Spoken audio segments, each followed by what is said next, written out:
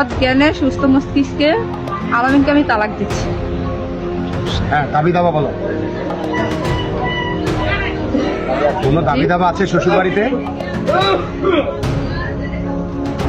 না, আর আমার কিছু ওই যে মানে পার্সোনাল কিছু আছে, মোবাইল যেগুলো আর কি।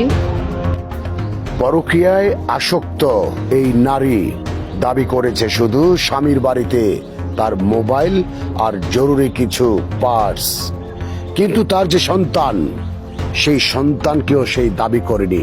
কতটা পাষাণ হৃদয়ের হতে পারে এই পরকীয়ায় আসক্ত নারী। 14 বছর আগে বিয়ে হয় পাহাড়পুর গ্রামের এই লাক্ষীর, অথচ 10 বছরের এই শিশু সন্তানকে রেখে পরকীয় প্রেমে বিয়ে করেন এই প্রতারক লাকি।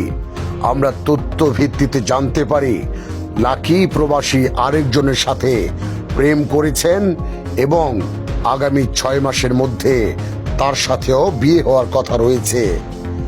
ভয়েস অব বাংলাদেশ তার তথ্য উপাত্ত খুঁজে বের করবে। এরই মধ্যে আমাদের হাতে এসেছে প্রবাসী একজনের তথ্য।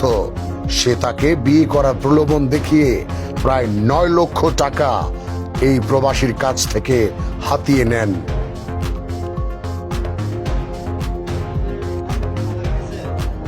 লাকির প্রতারণা এখানেই শেষ নয়। যে আল আমিন তাকে 14 বছর আগে বিয়ে করেন, সেই আল আমিন 9ম শ্রেণী থেকে লেখাপড়া করিয়ে লাকিকে ভিক্টোরিয়া বিশ্ববিদ্যালয় কলেজে মাস্টার্স পড়ার সুযোগ করে দেন। আর এই সময়ের মধ্যেই লাকি ওঠেন আরেকজনের কোলে। তার বাড়ি 14 গ্রাম। আমরা জানবো এবারে 14 গ্রামের যার সাথে হয়েছে পরকীয়ার বিয়ে।